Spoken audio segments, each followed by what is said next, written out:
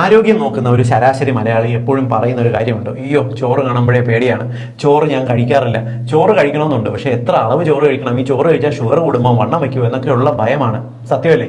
പല മലയാളികളെയും അലട്ടുന്ന ഒരു പ്രശ്നമാണ് ചോറ്. യഥാർത്ഥത്തിൽ നമ്മൾ മില്ലറ്റ്സിന്റെ പുറകെയോ ഗോതമ്പിന്റെ പുറകെ പോകുന്നതിന് പകരം നമ്മുടെ നാട്ടിലുള്ള നമ്മുടെ വീട്ടിൽ കിട്ടുന്ന സാധാരണ ചോറ് ആരോഗ്യകരമായിട്ട് നമുക്ക് കഴിക്കാൻ സാധിക്കും. എങ്ങനെയെന്ന് പറഞ്ഞുതരാം. ഒന്നാമത്തത്, നമ്മൾ ചോറ് വയ്ക്കാൻ ഉപയോഗിക്കുന്ന അരി സെലക്ട് ചെയ്യുന്നതിലാണ് കാര്യം. നല്ല വെള്ള അരിയുടെ പുറകെ പോകുന്നതിന് പകരം മാർക്കറ്റിൽ കിട്ടുന്ന കുത്തരി, തവിടുള്ള അരി, റെഡ് റൈസ് അല്ലെങ്കിൽ ബ്രൗൺ റൈസ് വാങ്ങി ഉപയോഗിക്കാനായിട്ട് നോക്കുക. ഇവയ്ക്കകത്തുള്ള തവിടിനകത്ത് ഉയർന്ന അളവിലുള്ള ആന്റി ഓക്സിഡൻസ് അടങ്ങിയിട്ടുണ്ട്. ഷുഗറിന്റെ ഗ്ലൈസിമിക് ഇൻഡെക്സ് വാല്യൂ കുറവാണ്.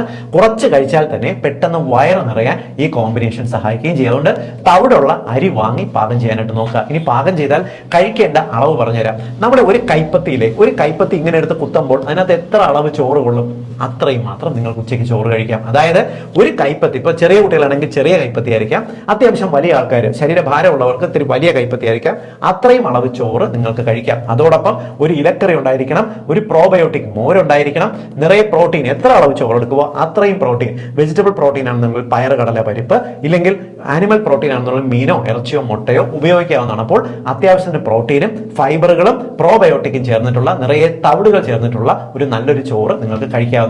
ഇപ്പോൾ മനസ്സിലായില്ലേ എങ്ങനെ ആരോഗ്യകരമായിട്ട് ചോറ് കഴിക്കാമെന്ന്?